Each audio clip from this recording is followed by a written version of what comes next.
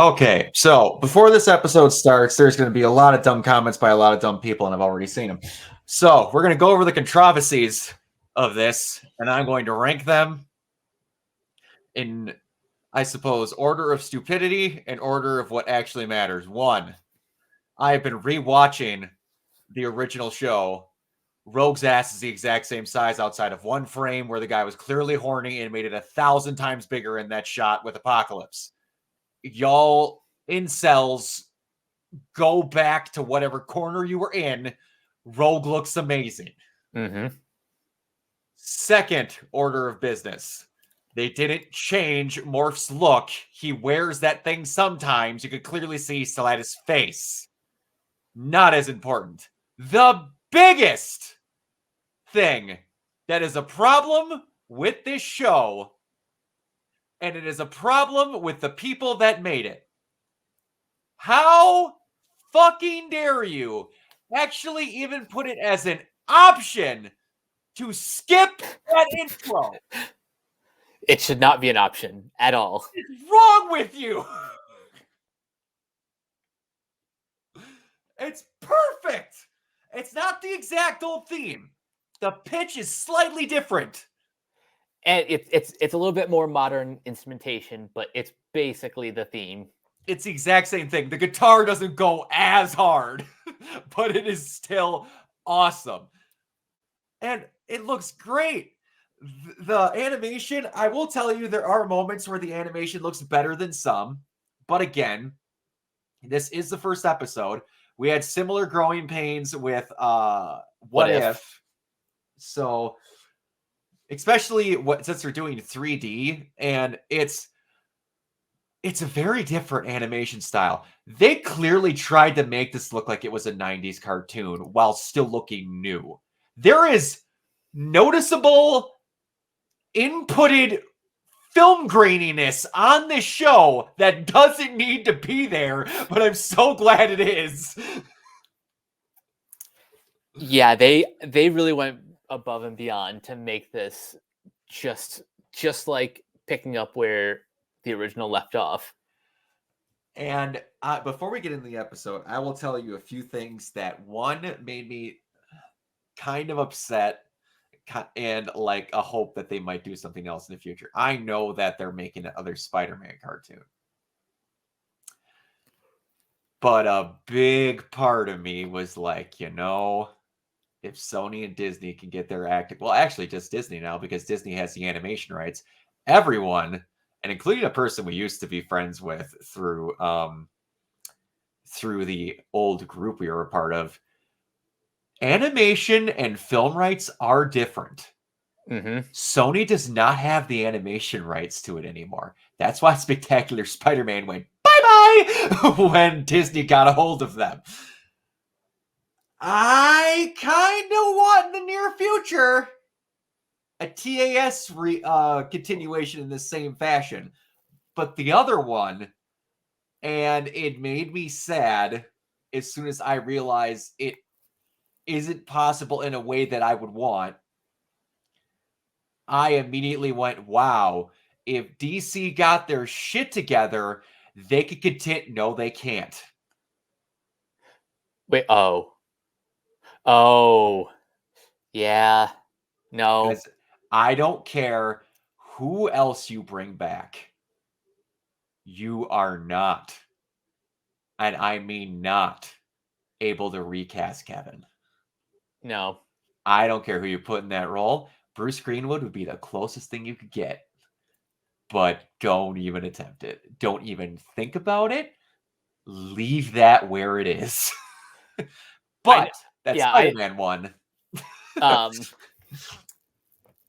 I just getting back to Batman for a second.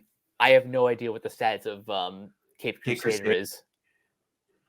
I don't know either, but I know that he recorded lines for the Crisis on Infinite Earths movies, and was, I think, going to end up being his last thing. Yeah. But yeah, they were just, that whole Caped Crusader thing is in a weird point. I remember them saying something a while ago about what the status was, but I don't remember. The last I heard is that Prime Video got got the distribution rights. Just at this point, give it to Jensen Ackles or Bruce Greenwood. For people that don't know, Bruce Greenwood was the Under the Red Hood and the Young Justice Batman, which in my opinion does the best job of imitating what Kevin went for when he did the voice. But still giving it his own performance. Absolutely. He was a good inspiration. And then Jensen, I just love Jensen, and he did a great job in the Halloween movie, the Long Halloween movies. And man, if he doesn't get to be Batman in real life, I'll let him get to be, or live action, I'll gladly let him keep being an animated form. The guy who does it in all the other ones, I can't think of his name. I don't mind him. I just the one that's done it in all the the new universe of animated films they've done. I think that's O'Mara. Jason O'Mara. O'Mara, yeah. I don't mind him. I just like the version of what Bruce Greenwood went for better. But either way. But yeah, that Spider-Man one though. I don't know if y'all remember the stupidity that show ended on. Mm-hmm. Chasing the real Mary Jane with Madam Web after he had a conversation with Stan Lee through some mystery gate, and then it just went bye-bye. Which, need you forget, that was the one that where all the Fox cartoons that didn't work went to die as cameos, was in that Spider-Man cartoon. I remember that. Including the X-Men. But yeah. Anyway, so we're back to this. This is a literal continuation. And we got back basically everybody except for Allison Kay. No, what's her name? Allison Court, who voiced the Jubilee, but stepped back to let an actual Asian actress voice her, who could have fooled me. Holy crap, she did a good job of imitating Allison.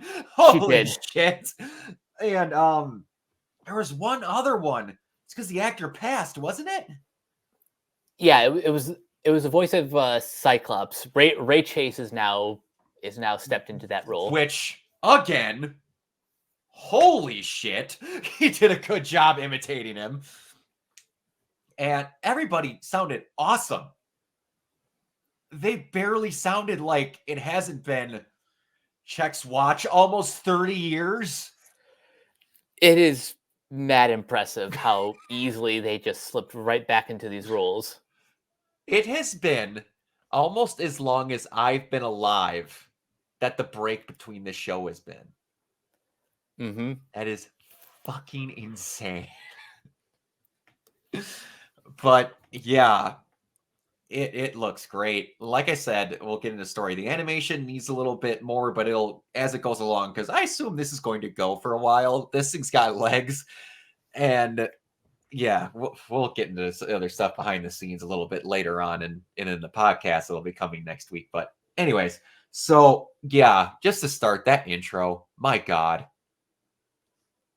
Oh, you like for cartoon intros for me, the ones that are up there, it's like that one, Gargoyles, and a lot of people hated this show, I'm coming to find out, as much as I grew up, and I thought it was the shit. The Mighty Ducks cartoon, that intro is a fucking banger. I do like the intro. I think my top three would be this, Batman the Animated Series, and DuckTales.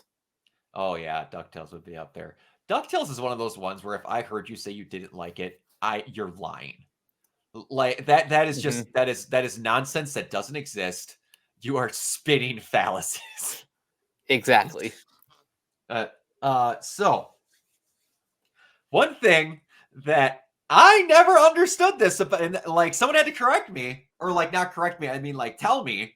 I've always not understood what Cyclops' blasts were, because I saw the clip of the factory where the Master Mold hand was on Twitter before this episode. Hey, I'm not the biggest Cyclops fan. I'm going to be openly honest.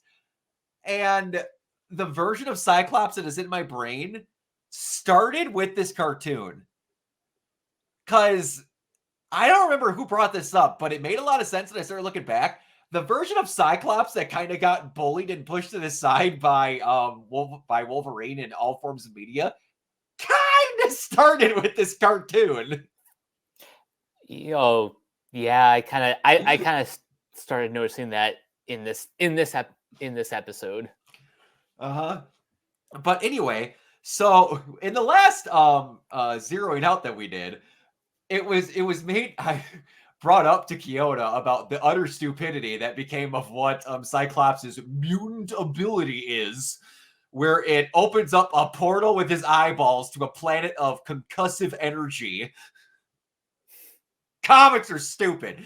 But yeah, it's a concussive blast and not a heat blast. That's why he didn't just commit mass murder in that factory. But yeah, they are kind of making a point to, what I want to say, de-chumpify Cyclops.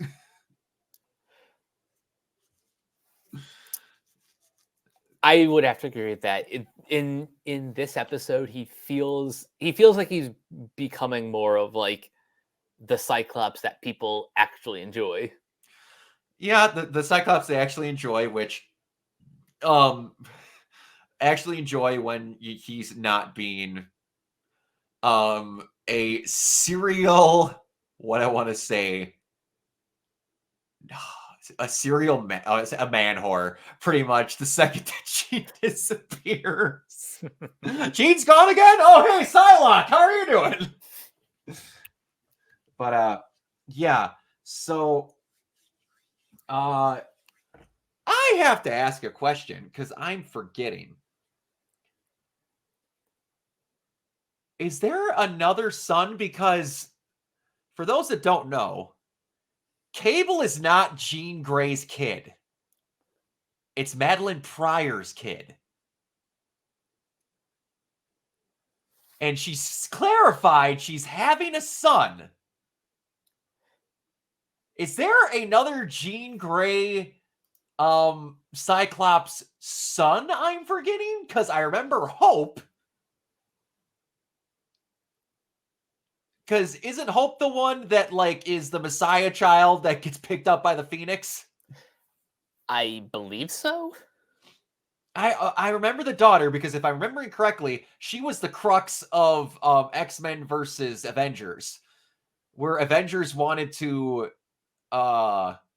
keep her away because the Phoenix was coming, and then the X-Men wanted to bring her back because they thought that she could be some savior kid. It's been a minute since I read that comic.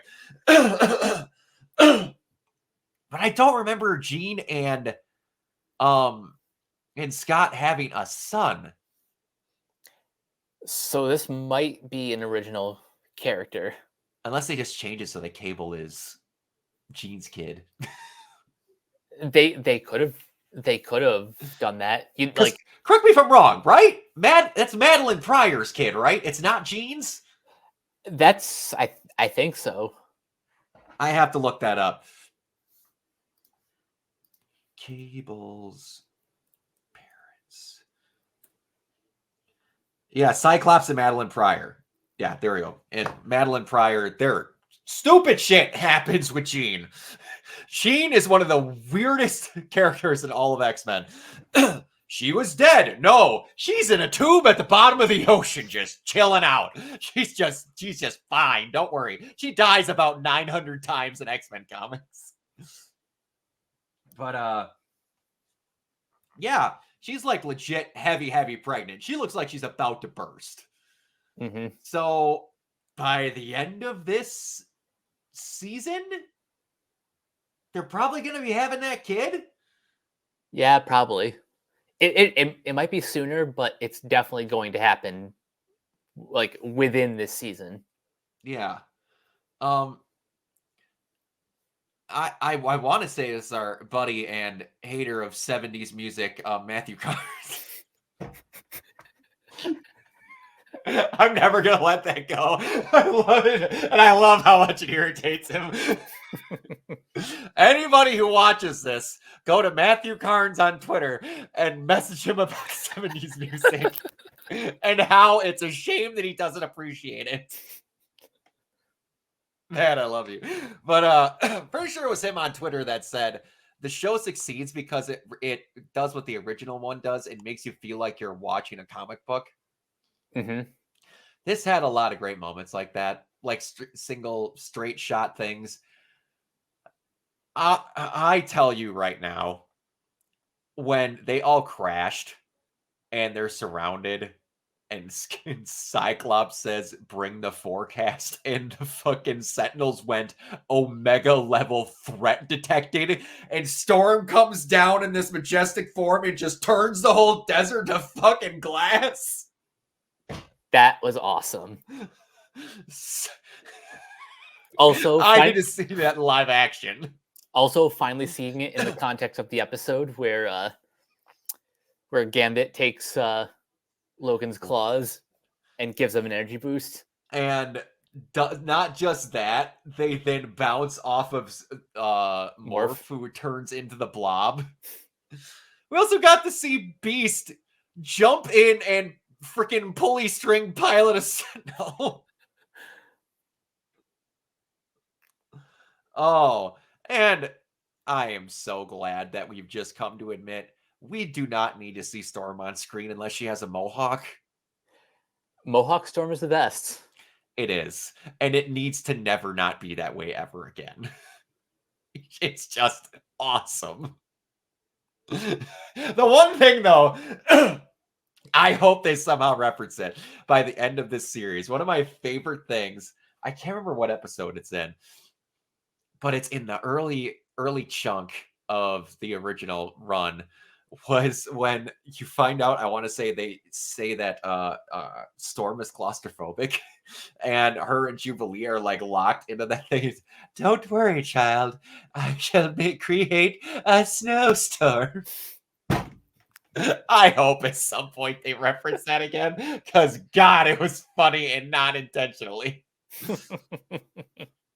But yeah, that whole fight was just fantastic. Everyone got their licks in.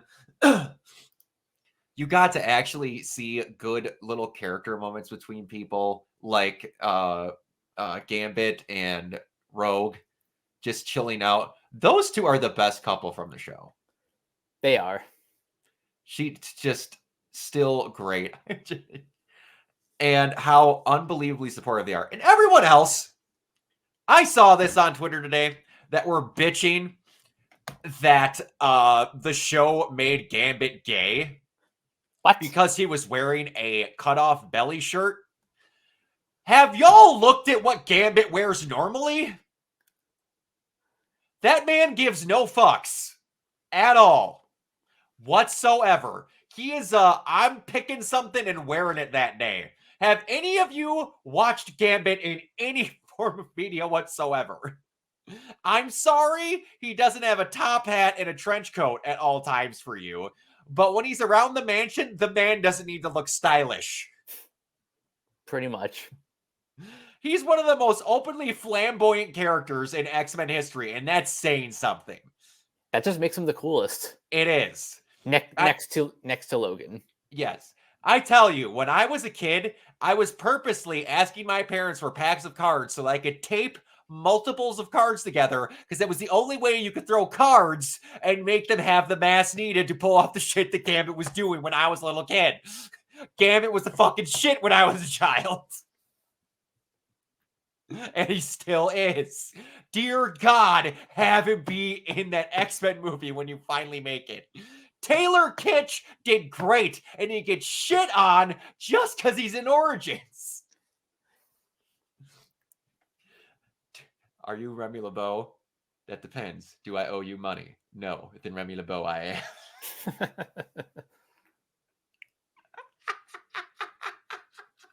Oh, it's so good. But yeah, I appreciate them actually, like, one thing that the cartoon did originally is that it felt very adult. And they're continuing that here with like them actually like, we need to think about a future that's not here. We're having a kid. They were about to leave the team. Yep. They were going to be gone. I don't know who out of them. It probably it would have been Storm or Bishop. That would have been the best options. Probably Storm. because Scott's not handing that school over to Wolverine. No. It's just not happening. He would sooner hand it to Jubilee than he would hand it to Wolverine. Yep. Or Sunspot, which that's who that was, right? Yes. Yeah, which I thought, so we don't forget to mention the entire kid that was the point of the plot point of this. That is Sunspot. No, we get the like they actually have storylines revolving around wanting to have like lives and other things and not just cool action, which is great because that was what some of those great 90s cartoons that I miss had. They had a lot of adult shit going on. Speaking again of gargoyles, you actually had Elisa Maza and Goliath fall in love with each other. There was some adult shit that went on. Elisa Maza got shot by Broadway on accident in one of those episodes. Some intense shit happened in those 90s cartoons, which are they still going ahead with that live action thing they were talking about? I haven't heard otherwise, so I'm assuming yes, but you know what? This is not me saying it can't work in live action. Just bring the cartoon back. And make it so the Goliath Chronicles just didn't happen. I don't mind some of the Goliath Chronicles. I understand why some people don't like them, but you got his daughter out of that. Fair. And the shit in Japan and some of the other stuff. Now, Puck and some of those other things were kind of stupid. I understand, but there was more good than bad. Like, I tell you right now, that show has cursed me. We only have a little bit left on this, so this tangent will be done. I cannot hear the word Banshee without thinking, the Banshee! Yay! Fucking beller shit that comes from that. That's cursed me. It's been since the 90s, and I can't unhear that anytime I hear the word Banshee. I just can't. And then also the fact that Xanatos might be the coolest last name anyone's ever had. Yeah. And Keith David's still alive and kicking people. If you're going to make... hey, I understand we've only given the prestigious ability to own... if Optimus Prime's in anything, it has to be Peter Cullen. Listen. You fuckers, if you make this movie, you don't have Keith David be Goliath, don't make it. I don't care who you think will do a better job. They won't. Nope. It's got to be Keith David. It's got to be Keith David. And you know what? His voice has not changed since the 90s. They haven't. And you know what? I kind of wouldn't mind Jason Momoa being Xanatos. I don't know who else, but he has that built-in just whatever. I don't know who else it could be. I could see it. But anyway, so toward the end of this, we get what is going to be the driving force of this entire thing. That Xavier left the school to one Eric Lenscher. Which is going to piss off one Scott Summers to no end. Oh, yeah. What a way to end the episode, too, because now I kind of understand why this was a 2-episode premiere. Because if you left this week on that reveal, I don't know how people would handle that. Yeah, there would have been a lot of now, give or take, that would have been a lot of holy shit, we need to tune in next week. But yeah, it's gonna be interesting. Like they did, if I remember correctly, they did the same thing at the end of Evolution, right? I vaguely remember that. It's been a while since I've seen Evolution. I want to say at the end, oh boy, and you want to talk about good versions of Rogue. Oh, the version of Rogue in that is going to have a hold on my younger self for a while. Same. That was also, correct me if I'm wrong, they Harley Quinned X-23 in that, right? She originally came up in Evolution? Yes. That's what I thought. Yeah, I swear in the ending credits of Evolution that they had Eric take over the school because I want to say something happened to Xavier with with Apocalypse at the end. 'Cause I know the ending villain of that was Apocalypse, and it ended up defeating him with Leech, which I thought was great. It's the most anticlimactic thing on the planet, but I loved it. Yeah, it's good. I don't know where they're going with this, but I do like that they have the version of Magneto with the freaking 80s rocker mullet haircut. It's I don't know where the show's going, but I'm just happy we have it. And I suppose for a little bit, we should mention that we're going to talk about it on the podcast next week. But the showwriter got fired. Yeah. It's still really not clear what happened. I know allegedly it's because He's not a great guy.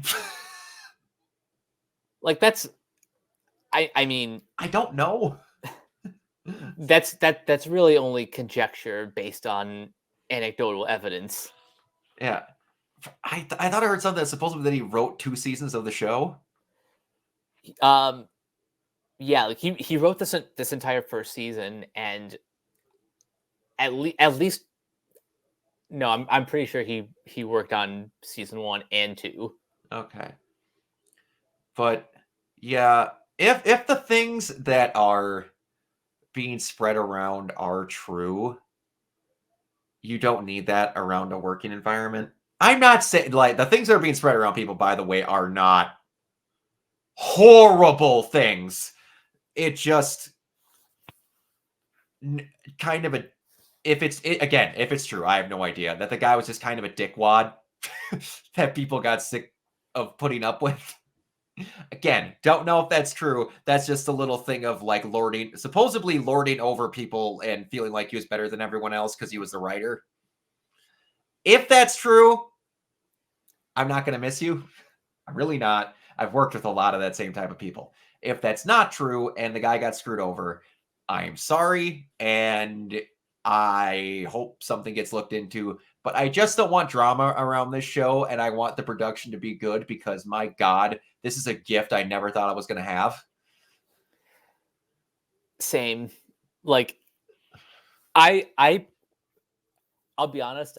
I think out of like the big X-Men series, I kind of preferred Evolution, but like objectively, like the 90s animated series is like a cornerstone for these characters. It is, and it's wild to me that Disney bought Fox to get the Kid X-Men pack. I keep telling people that's not true. They just bought it because they could.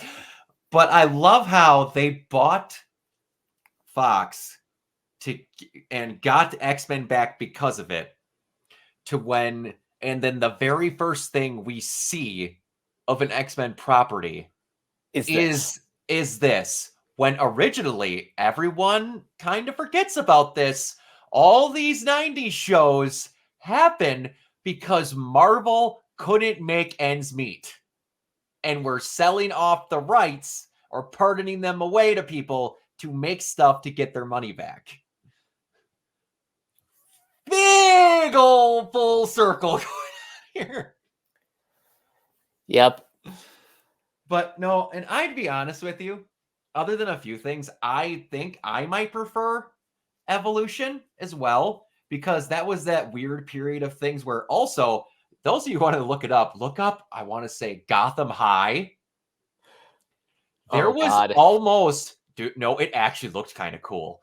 There was almost a version of basically X-Men Evolution, but with Batman. I remember that. Like, there's key visuals and stuff. Like, it actually got pretty far. It could have been a royal trash fire, but it actually looked kind of cool. But anyway, yeah, enjoying it so far. Like I said, animation could use a little bit more work, but it was the first time around, so they're going to get better as it goes. And even with the little bits that were weird, it was few and far between. But yeah, I'm ready for more of this. I literally felt like I was a little kid. Yeah, this felt like stepping right back into that world. Yeah, I felt like I could feel my parents being ripped off buying a VHS tape that contained one episode. I could feel it again. Y'all will never understand that. Ever. Getting a VHS tape with one episode of this in like Power Rangers, where you'll see the VHS tape and a fucking sliver of film. How they got away with that, I will never understand. It's criminal. It's unreal. And then on the other end, you had Titanic in like Pearl Harbor that needed 2 VHS tapes to contain the whole thing. Oh, the 90s were a wild time. Mike, where can everybody find you?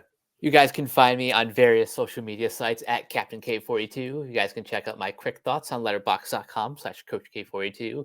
And you can follow Renegade Pop Culture on Facebook and that place at Ren Pop Culture. You can also find us on YouTube, on Podchaser. Consider supporting our Patreon at patreon.com/Renegade Pop Culture. Listen to all of our podcasts on Spotify, Apple Podcasts, wherever you listen. And last but not least, everything can be found at renegadepopculture.com. Need escape? So do we. Absolutely. And you can find me everywhere. I actually kind of use my Instagram now, so even on there at Organoid0. Yeah. It'll be right on to the next one. It'll be not much time for us, but no, it won't be that much time for you because I'll upload these day and day after. We're going to try and upload these every Wednesday, except for the third one will be a day later because that's when we're recording the podcast that week. So, yeah, we'll see you all later. Bye. Peace.